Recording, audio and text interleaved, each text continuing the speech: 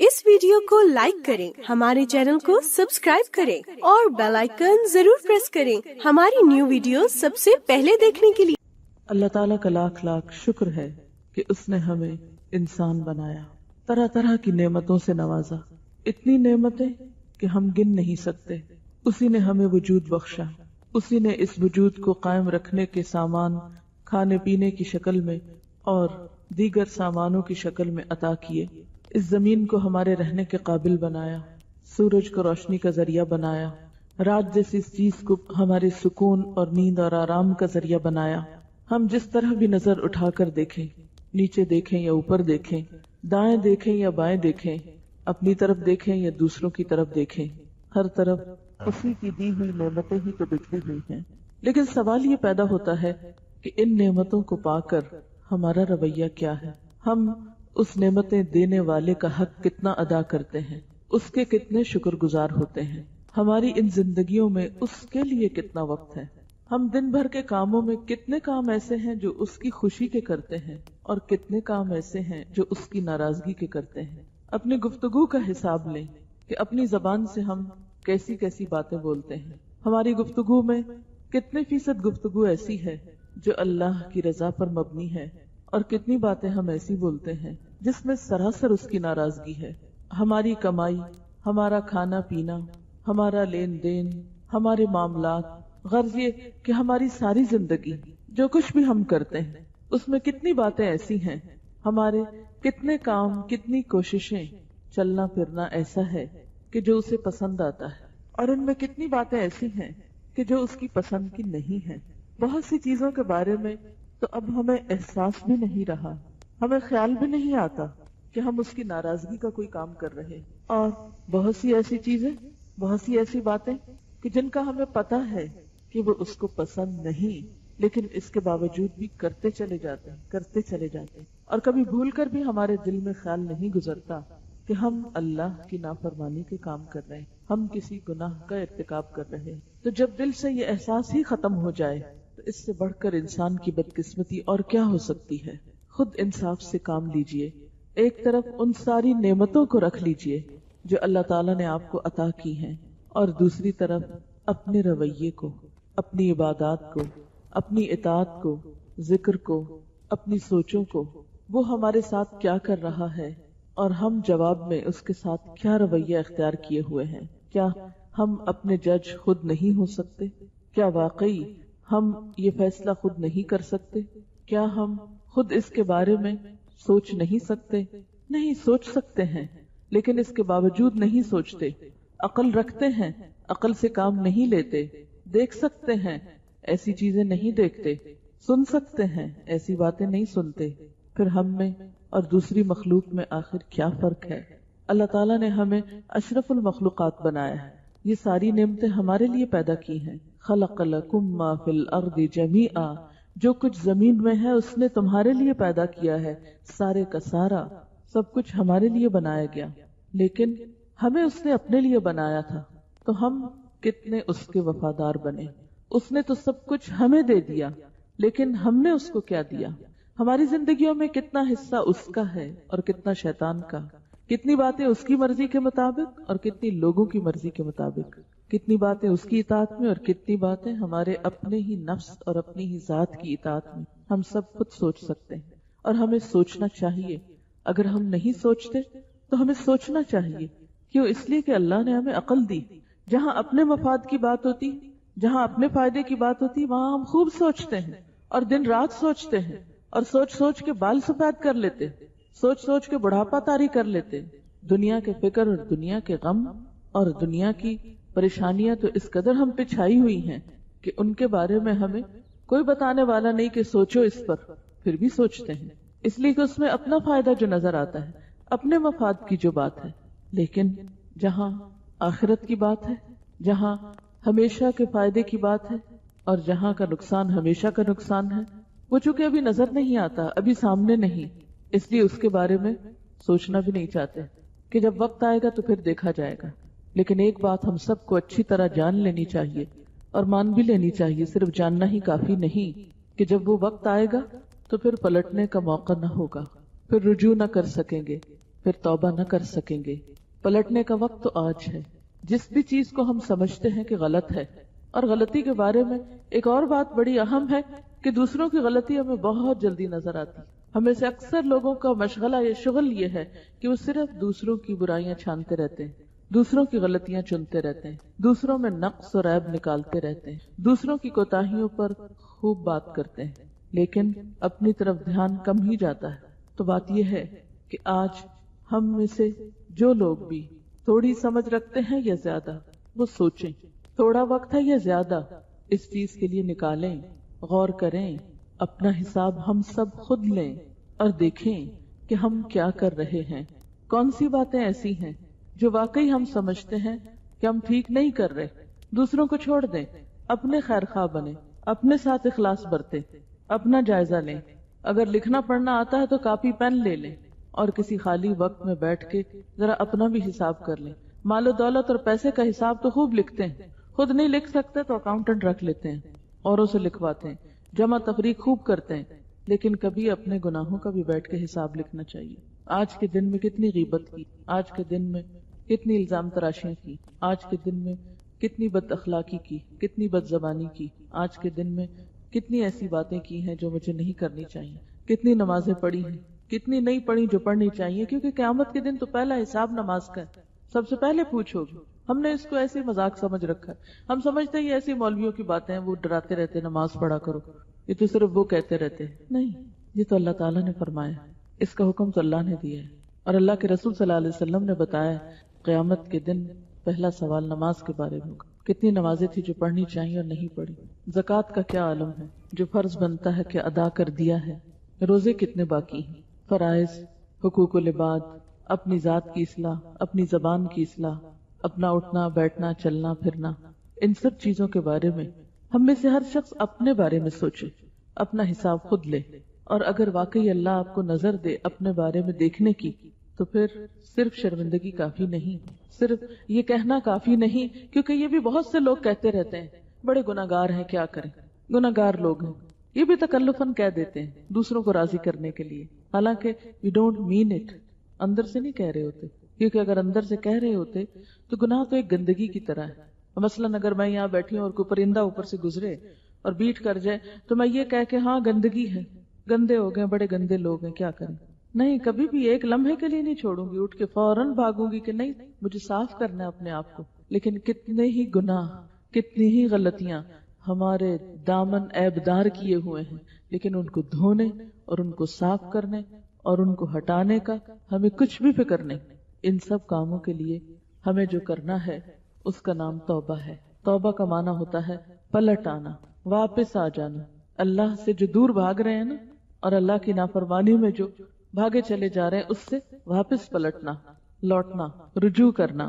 قرآن پاک میں اللہ تعالیٰ فرماتے ہیں قُلْ يَا عِبَادِيَ الَّذِينَ أَسْرَفُوا عَلَىٰ أَنفُسِهِمْ لَا تَقْنَطُوا مِن رَحْمَةِ اللَّهِ إِنَّ اللَّهَ يَغْفِرُ الذُّنُوبَ جَمِيعًا إِنَّهُ هُوَ الْغَفُورُ الرَّحِيمُ۔ اے میرے بندو، جنہوں نے اپنی جانوں پہ زیادتی کی ہے، تم اللہ کی رحمت سے نا امید نہ ہو جانا، بالیقین اللہ تعالیٰ سارے گناہوں کو بخش دیتا ہے، یقیناً وہ بڑی بخشش اور بڑی رحمت والا ہے۔ یعنی اللہ تعالیٰ تو بندے کو بخشتا ہے اور بخشنا چاہتا ہے، لیکن کس کو؟ جو اپنی بخشش چاہتا ہو، جسے اپنے گناہوں پہ شرمندگی ہو، جو لوٹ آئے، جو رجوع کر لے۔ اللہ تعالیٰ ایسے پلٹنے والوں سے محبت کرتا ہے۔ ان اللہ یحب التوابین ویحب المتطہرین، بے شک اللہ تعالیٰ توبہ کرنے والوں سے اور پاک صاف رہنے والوں سے محبت کرتا ہے۔ توبہ اندر کی صفائی ہے تو طہارت باہر کی صفائی ہے۔ اس کو وہ لوگ اچھے لگتے ہیں جو اندر باہر سے صاف ہوں۔ ہم عام طور پر لوگوں کو کہاں سے جج کرتے ہیں؟ صرف ان کے ظاہری حال حلیے سے، ان کے لباس کپڑے سے۔ اسی لیے جب ہم چاہتے ہیں کہ کسی کی نگاہوں میں ہماری قدر و قیمت ہو تو ہم اس کے سامنے اچھے سے اچھا لباس پہن کے جانے کی کوشش کرتے ہیں۔ ہمارا کوئی بھی اوکیزن ہو، کوئی شادی بیاہ ہو، کوئی منگنی ہو، کوئی کچھ ہو، کوئی ڈنر پارٹی ہو، کوئی چیز ہو، سب سے پہلے ہمیں کس چیز کا فکر ہوتا ہے؟ کوئی ہمیں دعوت پہ بلائے، پہلی پریشانی کیا لاحق ہوتی ہم خواتین کو؟ کیا پہن کے جائیں گے؟ وہ فلاں سوٹ پہنیں گے، وہ تو کئی دفعہ پہنا ہوا ہے، لوگ کیا کہیں گے؟ کس کے پاس بس یہی ایک کپڑا ہے؟ حالانکہ کتنی دفعہ ایسا ہوتا ہے کہ ہم کچھ پہن کے جاتے ہیں اور دوسروں کو نظر بھی کوئی نہیں آتا، ان کو یاد بھی نہیں ہوتا کہ کس نے کیا پہنا، پچھلی دفعہ کیا پہنا تھا اور اگلی دفعہ کیا پہنا، لیکن ہمیں فکر ہوتا ہے اپنا، کیونکہ لوگوں نے ہمیں ہمارے ظاہری حال سے پہچاننا ہے، اس لیے ہمارے سارا مال و دولت، ہمارا وقت، ہماری صلاحیتیں، ہماری ذہانت اور ٹیلنٹ، سب کچھ ہماری ظاہر کے سجانے پہ لگ جاتا ہے. لیکن اللہ تعالیٰ صرف ظاہری طور پر صاف ستھرے رہنے والوں سے ہی نہیں، پہلے توابین سے، یحب التوابین، جو اندر کی بھی فکر کرتے ہیں. جیسے دنیا میں کوئی دعوت پہ بلاتا ہے تو ہمیں کپڑوں کی فکر ہوتی ہے نا، ایسے ہی موت کا فرشتہ ہمیں آخرت کے لیے بلاتا ہے تو اس وقت ہمیں ایک ہی کپڑا پہننا ہے، سب کو سفید لباس، وہ سب کا ایک ہی جیسا ہوتا ہے. لیکن وہاں کیا دیکھا جائے گا کہ اندر کیا ہے، کیا اندر کی بھی پاکیزگی کا کوئی اہتمام ہے، کیا روح بھی دھلی ہوئی ہے، یا صرف جسمانی طور پر ہی نہلا کے بھیجا جا رہا ہے. کبھی آپ نے اس پر سوچا، کبھی اس پہ غور کیا کہ مردے کو نہلاتے کیوں ہیں؟ حالانکہ جانا تو اس نے مٹی میں ہے. عام طور پر ہم کیوں نہ آتے ہیں کہ مٹی لگ گئی ہے، بڑی گرد وغیرہ پڑی ہوئی، نہا لے. لیکن حیرت کی بات ہے نا، انسان جب فوت ہو جاتا ہے تو اس کو ڈالتے ہم مٹی میں ہیں، لیکن اس کے باوجود اس کو مل مل کے نہلاتے ہیں، دھلاتے ہیں، پھر صاف کپڑے پہناتے ہیں، پھر اس کو وہاں جا کے چھوڑ آتے ہیں. کیوں؟ یہ ایک سمبل ہے کہ انسان اللہ کی طرف واپس جا رہا ہے، اور اللہ تعالیٰ کو صفائی پسند ہے. اللہ تعالیٰ کو انسان کی طہارت مر کے بھی اور جیتے ہوئے پسند ہے. حالانکہ جانا مٹی میں ہے لیکن نہا دھو کے جانا ہے. تو جسم تو ہم دھو لیتے ہیں مردے کا، لیکن اس کی روح، وہ اس نے خود کتنی دھوئی، اور بعد میں کون اس کی بخشش کی دعائیں مانگتا ہے. اس دھلائی کے لیے کتنے لوگوں کو فکر ہے. اس وقت رشتہ دار کیا کرتے ہیں، وہ اس وقت کھانے پکانے کی فکر میں ہوتے ہیں. مہمانوں کو بٹھائیں کہاں، کون سا کھانا پکائیں، ایک پکائیں کہ دو دیگیں پکائیں، میٹھا پکائیں کہ نمکین پکائیں. اب تیسرے دن کل پہ کیا پکے گا، جمعرات پہ کیا پکے گا، 40ویں پہ کیا پکے گا. ہمیں تو اس وقت یہ فکر ستا رہی ہوتی ہے ہم کیا کھائیں گے اور باقی کیا کھائیں گے، اور بھول جاتے ہیں کہ ہمارا بھی انجام ایک دن وہی ہونے والا ہے. وہ ایک مہمان کو رخصت کر دیا بغیر کھلائے پلائے، اس کو آگے کھانوں کی ضرورت نہیں ہے، اسے آگے اب کسی اور چیز کی ضرورت ہے. لیکن ہم کسی اور چیز کی فکر میں پڑے ہوئے ہیں، کیونکہ ہمیں صرف ظاہری چیزیں نظر آتی ہیں، ہم اسی کی فکر کرتے رہتے ہیں. لیکن اللہ تعالیٰ کو کیا پسند ہے؟ ان اللہ یحب التوابین ویحب المتطہرین. اللہ تعالیٰ کو توبہ کرنے والے اور بہت زیادہ توبہ کرنے والے، تواب بہت زیادہ توبہ کرنے والے، بار بار پلٹنے والے. کتنی دفعہ پلٹنے والا؟ جتنی دفعہ غلطی ہو جائے. اور غلطی ہم سے کتنی دفعہ ہوتی؟ بے شمار دفعہ ہوتی.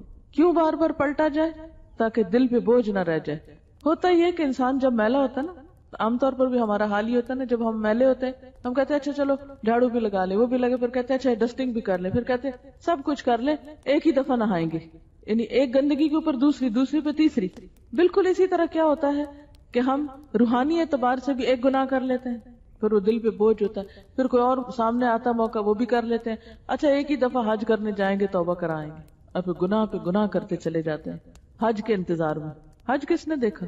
سب کہاں جا سکتے ہیں حج کو؟ سب تو نہیں جا سکتے. اور جا کے بھی کیا کرتے ہیں ہم وہاں؟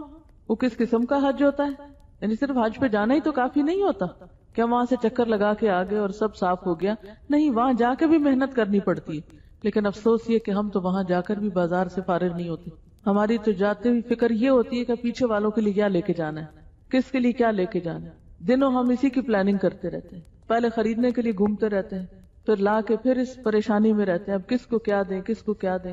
نیکیاں تو معلوم نہیں کتنی جمع کر کے لاتے ہیں، لیکن دنیا کے سامان فکر سے جمع کرتے ہیں. ہم سب حج پہ جاتے ہوئے بھی سوچیں کہ کیا جتنی فکر ہمیں دنیا کا سامان لانے کی ہے حج پہ جا کے، اتنی فکر کوئی نیکیوں کے بنڈل اٹھا کے لانے کی بھی ہے، کہ توبہ استغفار کرنے کی بھی ہے. ہم کتنی پلاننگ کر کے جاتے ہیں، یہ اور یہ اور یہ لانا ہے، دوسروں کی فرمائشیں بھی ساتھ لے جاتے ہیں. لیکن ہم میں سے کتنے لوگ ہیں جو یہ سوچتے ہوں کہ میں نے وہاں اپنی عبادت اس طرح کرنی ہے، اپنی نمازیں ایسے پڑھنی ہے، اپنا باقی کام اس طرح کرنا ہے. ان 40 دنوں میں عام طور پہ 40 دن کا ٹرپ ہوتا ہے جو عمومی لوگ جاتے ہیں. ان 40 دنوں میں اپنے ساتھ عہد کر کے جانا ہے، کسی کو میں نے تکلیف نہیں دینی، کسی کو ساتھ لڑائی جھگڑا نہیں کرنا.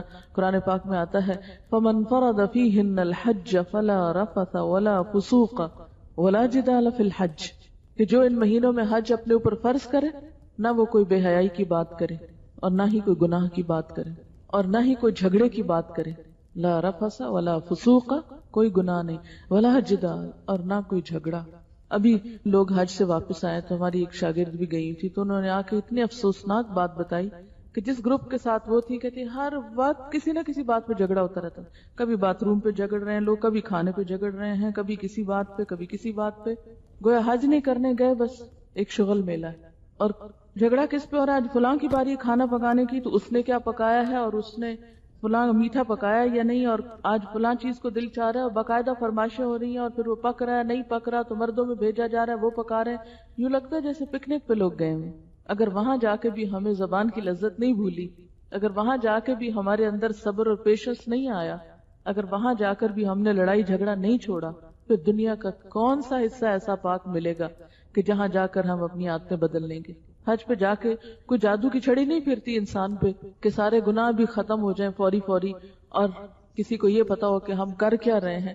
کیونکہ یہاں اگر غلطی کرتے ہیں تو چھوٹی غلطی، وہاں جا کر اگر کرتے ہیں تو وہ کئی گنا زیادہ ہو جاتی.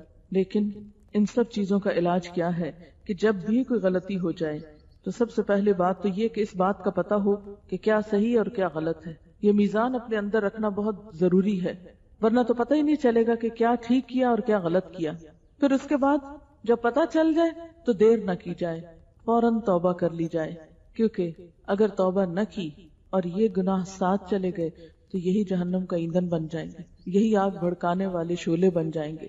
انسان جب توبہ کر لیتا ہے تو اس کے پچھلے گناہ معاف ہو جاتے ہیں. لیکن توبہ کا صحیح طریقہ بھی آنا چاہیے، صحیح معنوں میں. توبہ اس چیز کا نام نہیں ہے کہ انسان صرف زبان سے کہتا رہے میری توبہ میری توبہ توبہ توبہ. یہ نہیں توبہ ہوتی، یہ تو ایک محاورہ ہے جو ہم بولتے ہیں.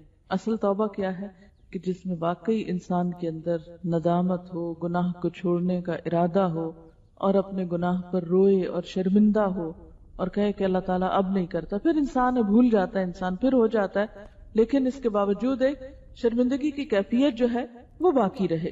قرآن پاک میں اللہ تعالیٰ سارے مومنوں کو توبہ کا حکم دیتے ہیں. وَتُوبُوا إِلَى اللَّهِ جَمِيعًا أَيُّهَا الْمُؤْمِنُونَ لَعَلَّكُمْ تُفْلِحُونَ، اور توبہ کرو سارے مل کر اے مومنوں تاکہ تم فلاح پاؤ، کامیابی ہو تم کو.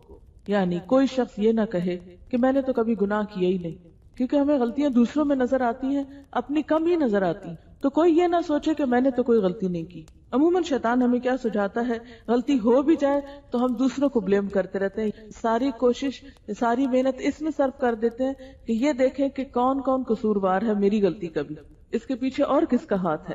اور یاد رکھیے توبہ کرنا انسان کے لیے دنیا میں بھی طرح طرح کی نعمتوں کا سبب بنتا ہے، اور گناہوں کا بوجھ اس دنیا میں بھی انسان کے لیے طرح طرح کی بلاؤں کا سبب بنتا ہے.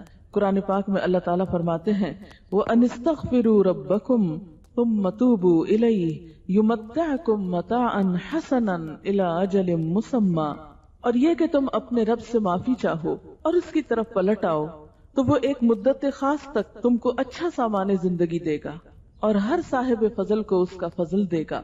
ایک اور جگہ پر آتا ہے اور اے میری قوم اپنے رب سے گناہوں کی معافی طلب کرو پھر توبہ کرو، وہ تم پر آسمان سے زور کا می برسائے گا اور تمہاری قوت میں مزید اضافہ کر دے گا، اور تم گناہگار ہو کر پھر نہ جاؤ. یعنی انسان جب معافی طلب کرتا ہے، توبہ کرتا ہے، تو اللہ تعالیٰ بارشیں برساتا ہے. یعنی گناہوں سے معافی مانگنے کا فائدہ کیا ہے کہ دنیا میں بھی انسان کو ایک اچھا زندگی کا سامان ملتا ہے. اور جو توبہ نہ کرے تو قرآن پاک میں اللہ تعالیٰ فرماتے ہیں وَمَن لَمْ يَتُبْ فَأُولَٰئِكَ هُمُ الظَّالِمُونَ، جو لوگ توبہ نہ کریں تو ایسے ہی لوگ ظالم ہیں. توبہ نہ کرنے والے کسی اور کا نقصان نہیں کرتے، اپنا ہی نقصان کرتے ہیں. اللہ تعالیٰ کی طرف رجوع نہ کرنا اور مایوس ہونا اور اللہ کی رحمت سے مایوس ہو جانا، خاص طور پر یہ بات کرنا کہ میں تو اتنا گناہگار ہوں، میری تو توبہ ہو ہی نہیں سکتی، میری نہیں معافی ہو سکتی، اس لیے معافی مانگنے کا کیا فائدہ. بہتر ہے ہم جو کرنا ہے اس دنیا میں کر لیں، جہنم میں تو جانا ہی ہے، ایک ہی دفعہ چلے جائیں گے، تو یہاں تو حسرتیں پوری کریں. کئی لوگوں کو یہ بھی کہتے سنا گیا ہے کہ ہم تو اتنے گناہگار ہیں جنت میں نہیں جا سکتے، تو جب جا نہیں سکتے تو پھر اور زیادہ گناہ کر لیں، اور پھر وہ ڈھیٹ ہو کر خوب گناہ کرتے ہیں. حالانکہ یہ طریقہ ٹھیک نہیں ہے. کس نے دیکھا ہے، کون کہتا ہے کہ اللہ تعالیٰ معاف نہیں کرتا؟ اور یہ بھی شیطان کا ایک وسوسہ ہوتا ہے کہ انسان کو اور زیادہ گناہوں پر وہ اس طرح آمادہ کر سکتا ہے اور مرتے دم تک اس کو پلٹنے نہیں دیتا. قرآن پاک میں اللہ تعالیٰ فرماتے ہیں وَمَن يَقْنُطْ مِن رَحْمَةِ رَبِّهِ إِلَّا الضَّالُّونَ، اور اپنے رب کی رحمت سے سوائے بھٹکے ہوئے لوگوں کے اور کون مایوس ہوتا ہے. یعنی جو بھٹکنا چاہتے ہیں وہی مایوسی کا اعلان کرتے ہیں. ایک اور جگہ پر فرمایا إِنَّهُ لَا يَيْأَسُ مِن رَّوْحِ اللَّهِ إِلَّا الْقَوْمُ الْكَافِرُونَ، کہ اللہ کی رحمت سے کافر لوگ ہی مایوس ہوا کرتے ہیں. ابن مسعود بیان کرتے ہیں کہ نبی صلی اللہ علیہ وسلم نے فرمایا بڑے بڑے گناہ یہ ہیں اللہ کے ساتھ شرک کرنا، اللہ کی تدبیر سے نڈر رہنا، اور اللہ کی رحمت سے آس توڑ بیٹھنا، اس کی رحمت سے مایوس ہو جانا. یعنی یہ کبیرہ گناہوں میں سے ہے. زندگی میں کبھی کسی وقت کوئی بھی تکلیف آئے، کوئی بھی دکھ یا پریشانی ہو، لیکن انسان کو مایوس نہیں ہونا چاہیے. اسی طرح بعض لوگ گناہوں کو چھوٹا سمجھتے ہیں. وہ کہتے ہیں لو اللہ تعالیٰ اس پہ بھی اب پکڑ لے گا. یعنی گناہ ہوتا بڑا ہے لیکن ان کی نظروں کو چھوٹا نظر آتا ہے. وہ کہتے ہیں لو اللہ تعالیٰ تو بہت بڑا ہے، اس کی رحمت بہت وسیع ہے، وہ اتنی چھوٹی چھوٹی بات پہ نہیں پکڑتا. اور اس طرح وہ اور زیادہ نڈر ہو جاتے ہیں اور زیادہ گناہ کرنے لگتے ہیں. حالانکہ گناہ چھوٹا ہو یا بڑا ہو، گناہ کو نہیں دیکھنا چاہیے. دیکھنا یہ چاہیے کہ اللہ تعالیٰ کی ذات خود کتنی بڑی، اس اتنی بڑی ہستی کے سامنے چھوٹی نافرمانی بھی بڑی ہو جاتی. صرف یہ نہیں کہ جن گناہوں کو کبیرہ گناہوں کی لسٹ میں شامل کیا گیا ہے صرف ان گناہوں کو انسان بڑا سمجھے.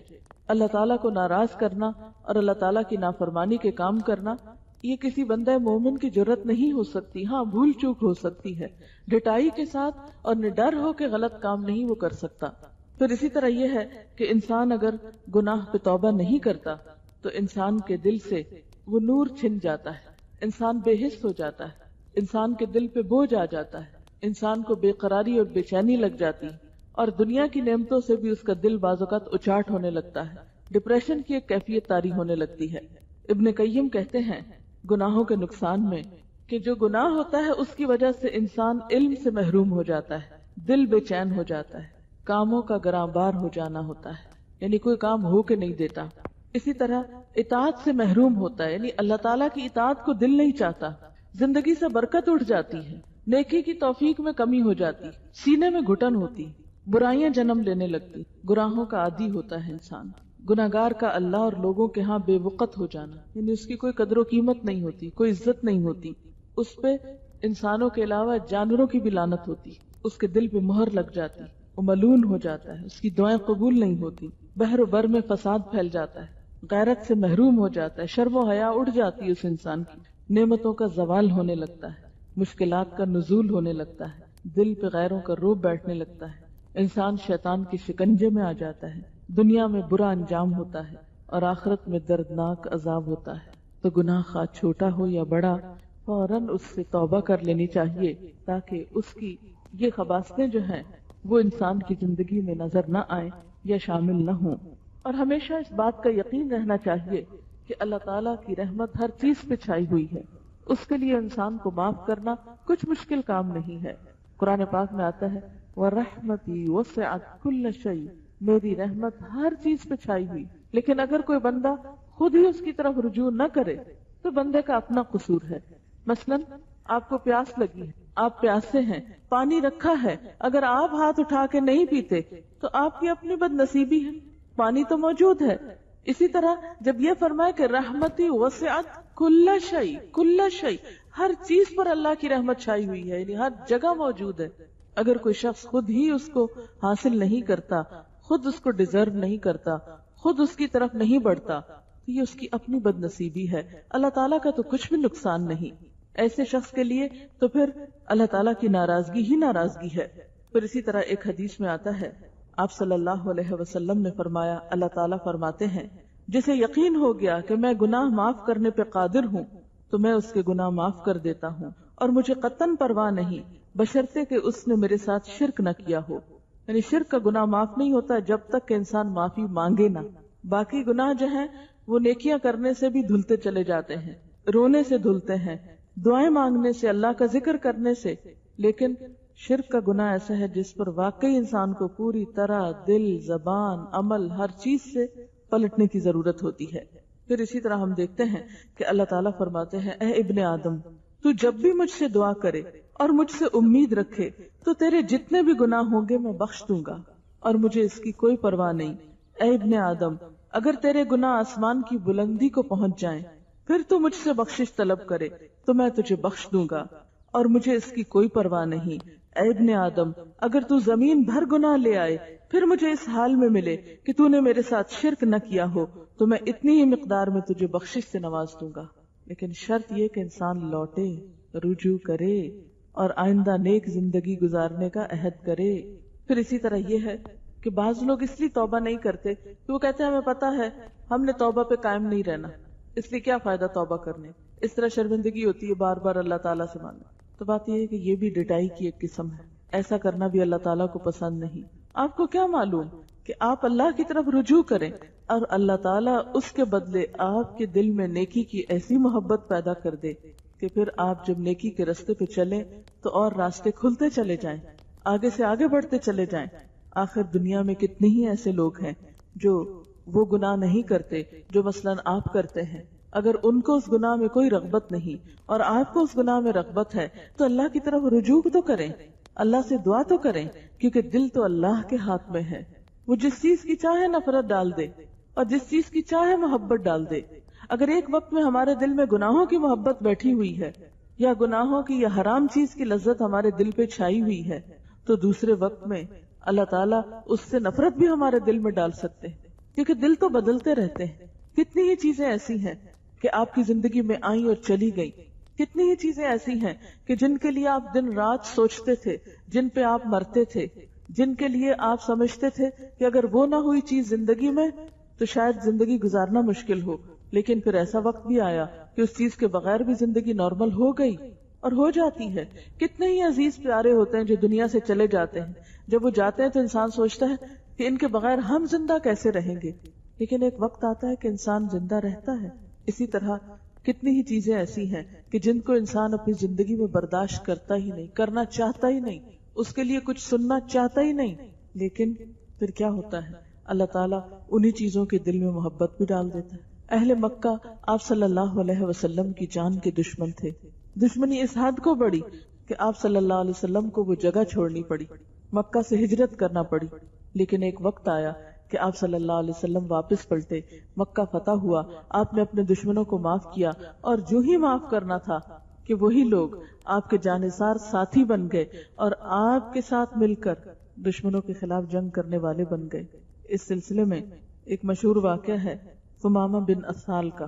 وہ آپ صلی اللہ علیہ وسلم سے بہت دشمنی رکھتا تھا، ایک موقع پہ پکڑا گیا، قید کیا گیا، آپ نے اس کو پیغام بھیجا کہ تم مسلمان ہو جاؤ۔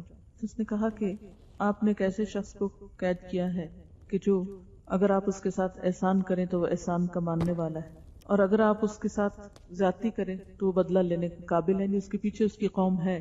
تو ایسے موقع پر آپ صلی اللہ علیہ وسلم نے اس کو معاف کر دیا، اور جو معاف کیا تو وہ شخص گیا نہا کر واپس آیا اور کہنے لگا کہ اللہ کے رسول صلی اللہ علیہ وسلم، اس سے پہلے کوئی شخص دنیا میں آپ سے بڑھ کر مجھے مبغوض نہ تھا، اور اب آپ سے بڑھ کر کوئی شخص مجھے محبوب نہیں، کس وجہ سے کہ آپ نے اس کو معاف کر دیا تھا۔ تو اللہ تعالیٰ ان لوگوں کو معاف کر دیتے ہیں کہ جو دوسروں کو معاف کر دیتے ہیں، اور جب انسان اپنے دشمنوں کو معاف کرتا ہے تو ایسے موقع پر دشمن بھی دوست بن جاتے ہیں۔ اسی طرح جب انسان اللہ تعالیٰ سے معافی مانگتا ہے تو آج ایک وقت ایسا ہے کہ ایک انسان گناہوں میں ڈوبا ہوا ہے، اور کل دوسرے وقت میں جب وہ ان گناہوں سے پاک ہوتا ہے اللہ تعالیٰ معاف کر دیتے ہیں، تو اسی انسان کے دل میں نیکی کی ایک محبت پیدا ہو جاتی۔ کیا ہم نہ چاہیں گے کہ ہمارے دل بھی گناہوں سے پاک ہوں اور ان میں اللہ تعالیٰ کی محبت پیدا ہو؟ کیا اس زندگی میں سکون ہے جس میں ہم گناہوں کے بوجھ تلے لدے ہوئے ہوں، یا وہ زندگی پرسکون ہے کہ جب ہم اللہ تعالیٰ سے راز و نیاز کر سکتے ہوں، ہمارے دل اس کے قریب ہوں، وہ ہم پر اپنی رحمت کی نظر ڈالتا ہو؟ اور اس کا راستہ ایک ہی ہے کہ ہم پلٹتے رہیں، رجوع کرتے رہیں اور بار بار رجوع کرتے رہیں۔ اور جو شخص رجوع کرتا ہے، دن میں رجوع کرتا ہے، تو اللہ تعالیٰ دن میں اس کو معاف کر دیتے ہیں، اور اگر کوئی شخص رات میں پلٹتا ہے تو اللہ تعالیٰ رات کے اس کے گناہ معاف کرتے ہیں۔ ہم انسان ہیں نا، جب انسانوں سے کام پڑتا ہے تو کبھی دن میں وہ مصروف ہوتے ہیں، رات میں وہ سو رہے ہوتے ہیں، لیکن اللہ تعالیٰ فلا تأخذہ سنۃ ولا نوم، نہ اس کو نیند آتی ہے نہ اونگ آتی ہے، جس وقت بھی جس لمحے بھی کوئی دل میں یا اونچی آواز میں، سرگوشیوں میں، یا پکار کر، رو کر، یا چپکے چپکے، جس بھی طرح سے انسان اللہ تعالیٰ سے معافی مانگے، اللہ تعالیٰ بندے کو معاف کرتا ہے۔ لیکن یہ ہمارے اپنے اوپر ہے کہ ہمارے دل میں اس بات کا کتنا احساس ہے، ہمارے دل میں اللہ تعالیٰ کے بارے میں کس قسم کے گمان ہیں، ہم اس کی طرف کس طرح لوٹنا چاہتے ہیں۔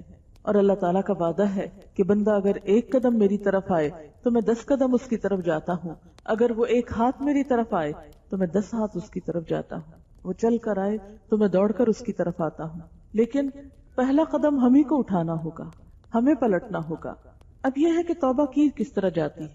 توبہ کرنے کے لیے یہ ضروری نہیں ہے کہ آپ کسی انسان کے سامنے بیٹھ کر اپنے گناہوں کا ذکر کریں۔ جیسے کرسچینٹی میں تو ایسا ہوتا ہے کہ انسان انسانوں کے سامنے کنفیس کرتا ہے، ان کے ہاں چرچ میں باقاعدہ کنفیشن کا عمل ہوتا ہے۔ ایک دفعہ فرانس میں مجھے دیکھنے کے لیے ایک چرچ میں جانے کا اتفاق ہوا کہ ان لوگوں کی عبادت کے طریقے کیا ہیں یا یہ یہاں پر اندر کیا کرتے ہیں۔ تو میں نے دیکھا کہ ایک طرف کچھ شیشے کے کیبن بنے ہوئے تھے اور اس میں لال سا ڈریس پہن کر ان کا مذہبی رہنما بیٹھا ہوا تھا، اور ان میں سے ایک کیبن میں ایک شخص اپنے ایسے مذہبی رہنما کے پاس بیٹھا ہوا تھا۔ تو میں نے کسی سے پوچھا کہ یہاں کیا ہو رہا ہے، یہ شخص اس چھوٹے سے کیبن میں بیٹھ کے کیا کر رہے ہیں، یہ لوگ کیا کر رہے ہیں یہاں پر؟ تو انہوں نے بتایا کہ یہ شخص آیا ہے اپنے گناہوں کی معافی کے لیے، اور یہ سارے گناہوں کا اقرار اس اپنے مذہبی رہنما کے آگے کر رہا ہے، پھر وہ اس کو ایک سرٹیفکیٹ دے گا، پروانہ دے گا، جس سے اس کا گناہ معاف ہو جائے گا۔ لیکن الحمدللہ اللہ تعالیٰ نے ہمیں انسانوں کا محتاج نہیں بنایا کہ ہم کسی مسجد میں جا کے کسی مولوی صاحب کے آگے اپنے سارے گناہ کا یا اپنی ساری برائی کا پہلے حساب کتاب دیں اور پھر ان کے ہاتھ سے پرچہ لیں کہ ہاں تمہارے لیے اب جنت لازم ہو گئی ہے۔ نہیں، ان اللہ یغفر الذنوب جمیعا، اللہ تعالیٰ سارے گناہ معاف کر سکتا ہے، ساری طاقت اس کے ہاتھ میں ہے۔ بلکہ ہمارے لیے تو یہ حکم ہے کہ ہم گناہوں کی تشہیر نہ کریں، یعنی گناہ کرنا برا ہے تو اس کی تشہیر اس سے بھی زیادہ برا کام۔ قرآن پاک میں آتا ہے کہ ان الذین یحبون ان تشیع الفاحشۃ، بے شک وہ لوگ جو پسند کرتے ہیں کہ بے حیائی پھیلے، فی الذین آمنوا، ان لوگوں میں جو ایمان لائے، ان کے لیے دنیا اور آخرت میں رسوائی ہے اور دردناک عذاب ہے۔ تو اللہ تعالیٰ کو یہ بات پسند نہیں کہ ہم اپنے گناہوں کی تشہیر کریں۔ یعنی مثلاً اگر کسی شخص کی صبح آنکھ نہیں کھلی، نماز رہ گئی اس کی، تو اس کو یہ نہیں کرنا چاہیے کہ ہر جگہ بیٹھ کے کہ آج میں نے صبح کی نماز نہیں پڑھی۔ ایسا کہنا منع ہے۔ کیوں؟ اس لیے کہ آج تم کہو گے کسی کو میں نے نماز نہیں پڑھی، میں نے نماز نہیں پڑھی، دوسرا بھی سن سن کے عادی ہو جائے گا، اچھا اگر فلاں کی رہ گئی اور میری رہ گئی تو کیا ہوا، فلاں کی بھی تو رہ گئی تھی۔ ہم بہت سے غلط کام کب کرتے ہیں، کب دلیر ہوتے ہیں غلط کام کرنے کو؟ جب ہم دوسروں کو دیکھتے ہیں کہ وہ غلط کام کریں۔ اس لیے گناہوں کا ذکر بھی برا ہے۔ اس کا یہ مطلب نہیں کہ انسان چھپ کے گناہ کرنا شروع کر دے یا غلط کام کرنا شروع کر دے، نہیں۔ اللہ تعالیٰ تو عالم الغیب والشہادہ ہے، حاضر اور غائب ہر چیز کا جاننے والا ہے، اس کے لیے تو سب برابر ہے۔ وہ چھپے بھی دیکھتا ہے، کھلے بھی دیکھتا ہے، اندھیرے میں بھی دیکھتا ہے اور روشنی میں بھی دیکھتا ہے، اس کے لیے تو کچھ بھی مشکل نہیں۔ لیکن ہمارے لیے کیا ضروری ہے کہ ہم اس کی طرف پلٹیں اور رجوع کریں۔ اس بات کا سب سے پہلے احساس کرنا ضروری ہے کہ جو غلطی ہے وہ غلطی ہے، وہ غلطی کے ہی خانے میں لکھی جا رہی ہے، وہ نیکی کے خانے میں نہیں لکھی جا رہی۔ برائی برائی ہے، خواہ ہم اس کو کتنا بھی خوبصورت نام دیں، کیونکہ شیطان کا کام یہ ہے کہ وہ انسان کے برے اعمال کو خوبصورت بنا کے پیش کرتا ہے۔ زین لہم الشیطان اعمالہم، بار بار قرآن پاک میں آتا ہے کہ شیطان نے انسانوں کو برے کام ان کے خوشنما بنا کے دکھائے، اتنا خوبصورت بنا دیا ہے کہ انسان کو برائی برائی لگتی ہی نہیں۔ لیکن جب ہم اللہ تعالیٰ کی کتاب پڑھتے ہیں، قرآن پاک پڑھتے ہیں، اچھی مجلسوں میں جاتے ہیں، تو ہمیں اپنے گناہ یاد آنے لگتے ہیں۔ ہم نماز میں کھڑے ہوتے ہیں، ہمیں شرمندگی ہوتی ہے، اس وقت اگر ہم اپنے ضمیر کی آواز پہ کان دھر لیں اور برائی کو برا مانیں، یقین کریں کہ یہ بری ہے، تو ہماری روح کانپ اٹھے، ہمارے جسم میں جھرجری لگ جائے، یعنی جھرجری آ جائے ایک دم کہ واقعی ہم نے برا کیا ہے۔ تو اس جھرجری لانے کی ضرورت ہے، گناہ کے شدید احساس کی ضرورت ہے۔ ابن مسعود فرماتے ہیں مومن اپنے گناہوں کو یوں سمجھتا ہے جیسے وہ ایک پہاڑ کے نیچے بیٹھا ہو اور ڈرتا ہو کہ کہیں اس کے اوپر گر نہ پڑے، اور فاجر اپنے گناہوں کو ایسا سمجھتا ہے جیسے ایک مکھی ہو جو اس کی ناک پہ بیٹھ گئی ہو. پھر انہوں نے اپنے ہاتھ کے اشارے سے بتایا کہ اس نے اس طرح کر کے مکھی کو اس سے اڑا دیا. اسے پرواہ ہی نہیں. یعنی مکھی بھی ایک گندی چیز ہے نا, تو مکھی آ کے بیٹھی تو اس نے کیا کیا, بس ٹھیک ہے ہٹا دی. احساس نہیں کہ وہ یہاں کوئی جراثیم بھی چھوڑ گئی ہے. تو مومن جو ہے وہ اپنے گناہوں کو پہاڑ جتنا سمجھتا ہے کہ یہ میرے پہ گر گیا تو میں تو ختم ہو جاؤں. آج میں اور آپ دیکھیں کہ اپنے چھوٹے بڑے گناہوں کو کیا سمجھتے ہیں, پہاڑ سمجھتے ہیں یا مکھی سمجھتے ہیں. پھر اسی طرح دوسری بات اہم یہ ہے کہ انسان گناہ کے انجام پہ نظر رکھے, گناہ کے انجام پہ نظر رکھے. یعنی توبہ کرنے والا اس کے نقصان کو سمجھے کہ اس کا نقصان کیا ہوگا. اور نقصان میں نے پیچھے بتایا نا کہ زندگی سے برکت کا خاتمہ, سینے سے نور کا خاتمہ, علم کی کمی اور بہت سی چیزوں کی کمی, اللہ تعالیٰ کی رحمت سے دور ہونا. تو جب تک انسان کو اس چیز کا احساس نہیں ہوگا اس وقت تک توبہ کی طرف نہیں پلٹے گا انسان. پھر اسی طرح یہ ہے کہ اعتراف گناہ اللہ تعالیٰ کے سامنے ہو. حضرت عائشہ فرماتی ہیں کہ اللہ کے رسول صلی اللہ علیہ وسلم نے فرمایا کہ بندہ جب اقرار کرتا ہے اپنے گناہ کا اور پھر توبہ کرتا ہے تو اللہ تعالیٰ اس کی توبہ قبول کر لیتا ہے. یعنی ان العبد اذا اعترف ثم تاب تاب اللہ علیہ, کہ جب اعتراف کر کے کہتے یا اللہ میں نے یہ گناہ کیا ہے, یا اللہ میں نے غیبت کی ہے. ہم تو کہتے ہیں غیبت کیا, اس شخص میں وہ برائی ہے نا, اس کو ماننے کو بھی تیار نہیں ہوتے. لیکن انسانوں کے سامنے ایسا کرنا پسندیدہ نہیں. اللہ کے رسول صلی اللہ علیہ وسلم نے فرمایا میری امت کا ہر شخص آفتوں سے محفوظ ہے مگر کھلم کھلا برے کام کرنے والا. اور یہ انتہائی بری بات ہے کہ رات کو کسی سے برا کام ہو جائے اور صبح اللہ نے اس کا عیب چھپا لیا, لیکن اس نے کسی سے خود کہا کہ کل رات تو میں نے ایسا اور ایسا کیا. یعنی رات کو اللہ نے اس کے عیب پہ پردہ ڈالا مگر اس نے صبح ہوتے ہی اللہ کا ڈالا ہوا پردہ پاش پاش کر دیا, تار تار کر دیا اپنے گناہوں کو خوب اچھال کر. پھر اس کے بعد یہ ہے کہ ندامت, اس کے بارے میں آپ صلی اللہ علیہ وسلم نے فرمایا الندم توبۃ, ندامت ہی توبہ ہے. پھر آئندہ نہ کرنے کا ارادہ, یعنی توبہ کرنے والے کو کیا کرنا چاہیے کہ اس بات کا اپنے سے عہد کرے, پھر اللہ سے وعدہ کرے کہ اللہ اس کے بعد نہیں کروں گا. پھر اسی طرح گناہوں کی تلافی کرے, کیونکہ گناہ کیا ہے, نقصان. جیسے دنیا میں کوئی نقصان ہو جاتا ہے تو انسان فوراً کیا سوچتا ہے کہ اب اس کو کمپنسیٹ کیا جائے, اس نقصان کو بھرا جائے. مثلاً آپ کے گھر میں اگر برتن ٹوٹ جائیں تو آپ کیا کرتے ہیں, ٹھیک ہے ٹوٹ گئے بس قصہ ختم. نہیں, آپ سوچتے نہیں مجھے ضرورت ہے, کوئی مہمان آ گیا تو کیا کروں گی, اور لے آتے ہیں. لاتے ہیں کہ نہیں؟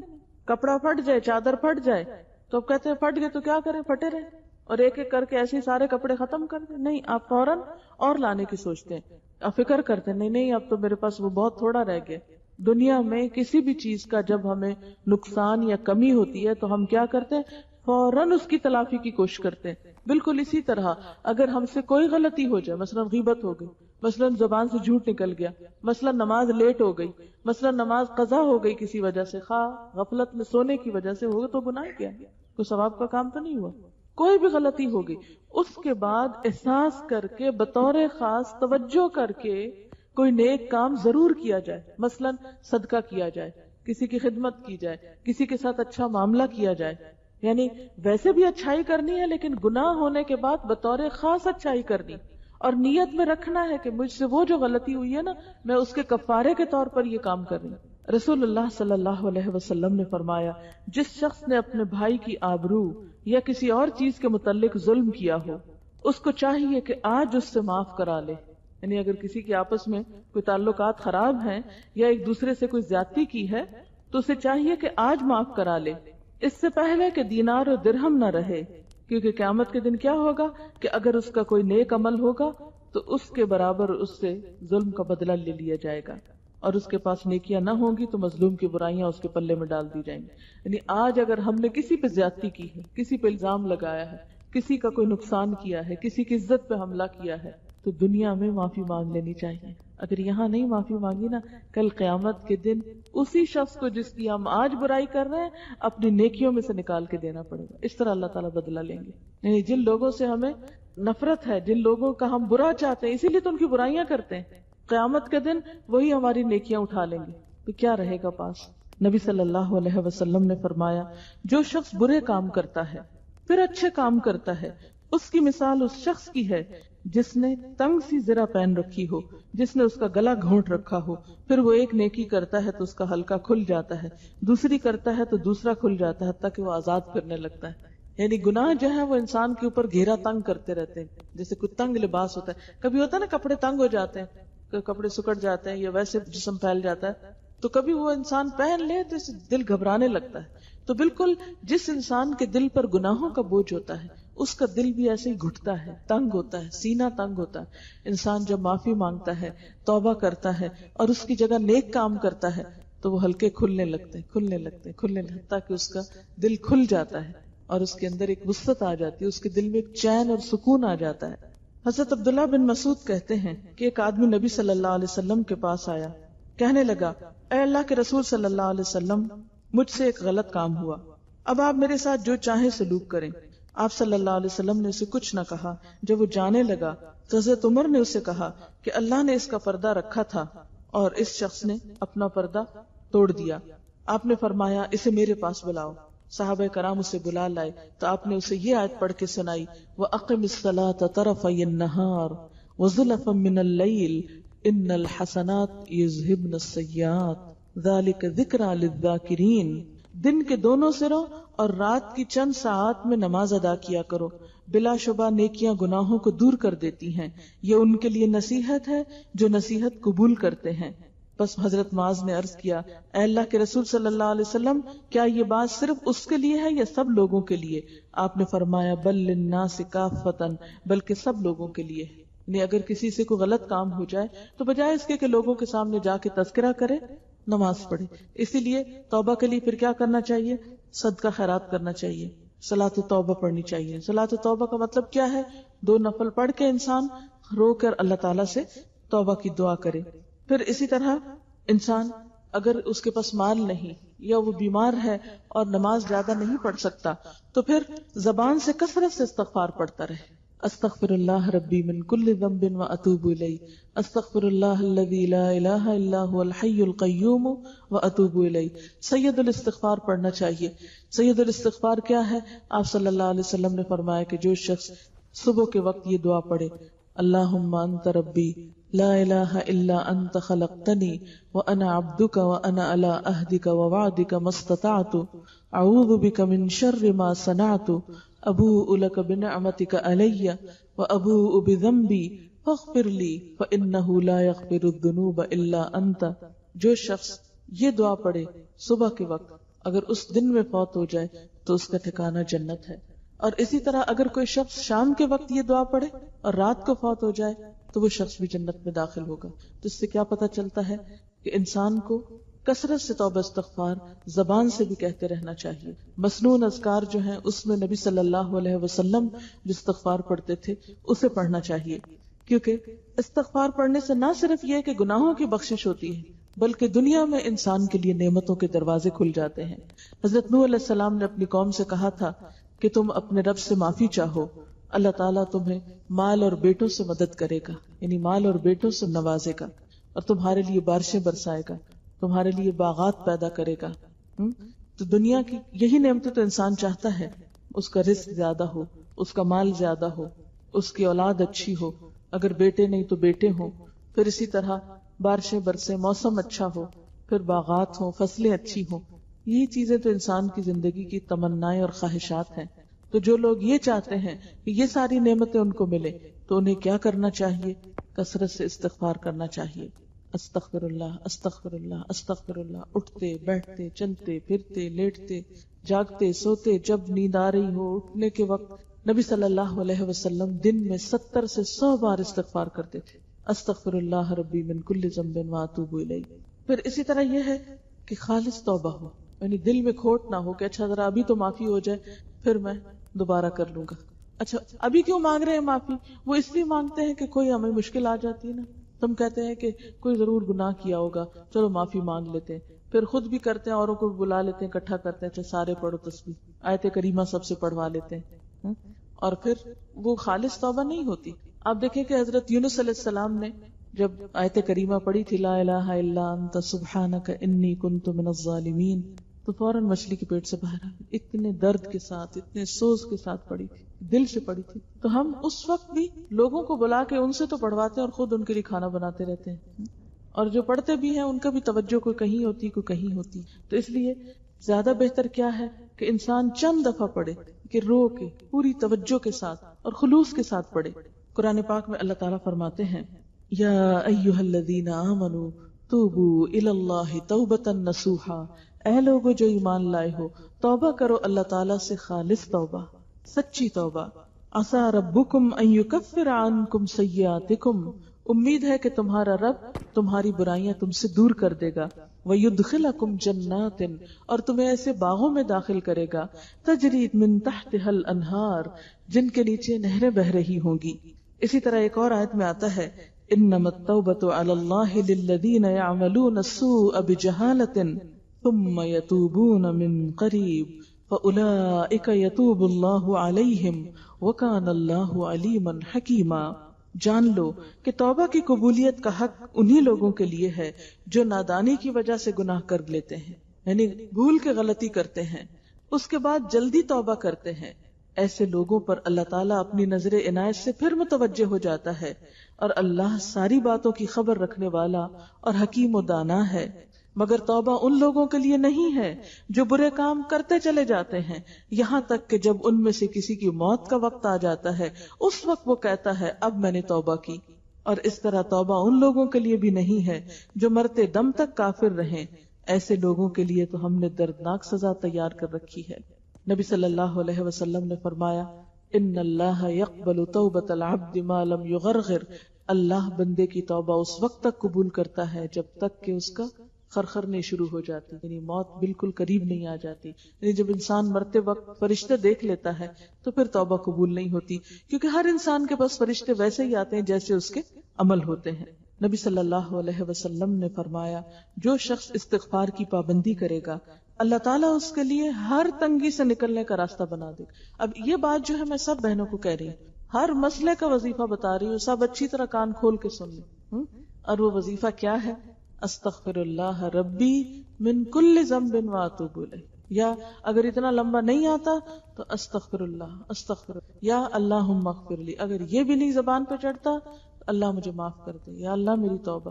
اور سچے دل سے, یہ نہیں کہ صرف لوگوں کو دکھانے سنانے کے لیے. آپ صلی اللہ علیہ وسلم نے فرمایا جو شخص استغفار کی پابندی کرے گا اللہ تعالیٰ اس کے لیے ہر تنگی سے نکلنے کا راستہ بنا دیتا ہے, ہر غم سے اسے نجات عطا کرتا ہے, ہر غم سے نجات, اور اسے ایسی جگہ سے روزی دیتا ہے جہاں سے اس کو گمان بھی نہیں ہوتا.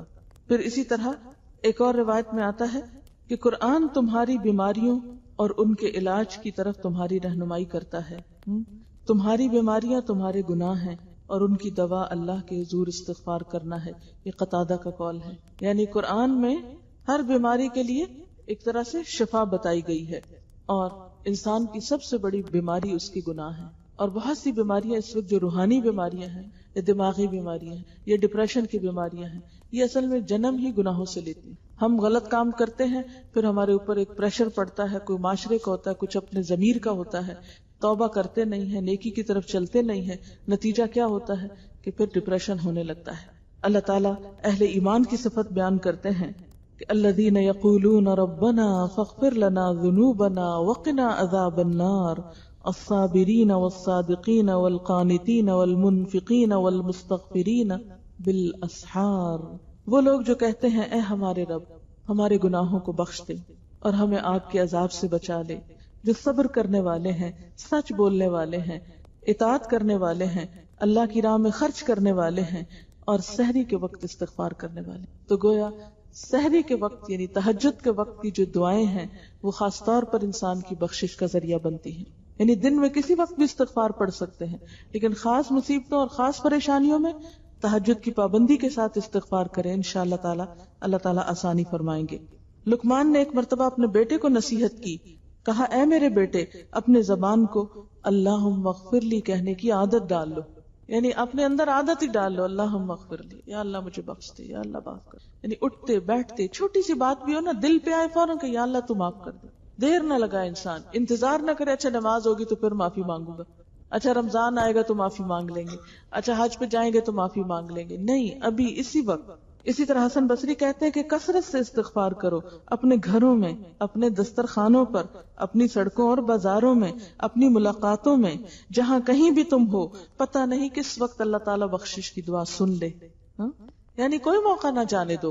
استغفار کے لیے ضروری نہیں کہ مصلی بچھا کر ہی استغفار کی جائے، اٹھتے بیٹھتے چلتے پھرتے جہاں خیال آ جائے، جہاں ذہن میں آ جائے کہ میں غلط کار ہوں، جہاں اپنی غلطی کا احساس ہو جائے، ساتھ ہی دعا انسان مانگ لے. اور قرآن پاک میں بہت ساری دعائیں ہیں جو استغفار کے ذکر میں آتی ہیں، اور سجدے اور رکوع میں مانگنے والی جو دعائیں ہیں ان میں بھی استغفار ہے. یعنی سب سے بہترین دعا سجدے کی دعا ہوتی ہے، جب انسان اللہ تعالیٰ کے بہت قریب ہوتا ہے. اس وقت کیا دعا مانگنی چاہیے جو نبی صلی اللہ علیہ وسلم نے سکھائی ہے؟ سبحانک اللہم ربنا و بحمدک اللہم اغفر لی، رکوع میں بھی اور سجدے میں بھی. اسی طرح دو سجدوں کے بیچ میں بھی اللہم اغفر لی وارحمنی واجبرنی وارفعنی واہدنی وعافنی وارزقنی. یعنی نماز کے اندر جو دعائیں مانگی جاتی ہیں وہ اور زیادہ قبول ہوتی ہیں.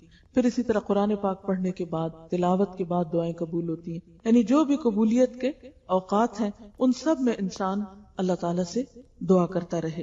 نبی صلی اللہ علیہ وسلم نے فرمایا جو شخص مغرب کی طرف سے سورج طلوع ہونے سے پہلے توبہ کر لے اللہ اس کی توبہ قبول کر لیتا ہے.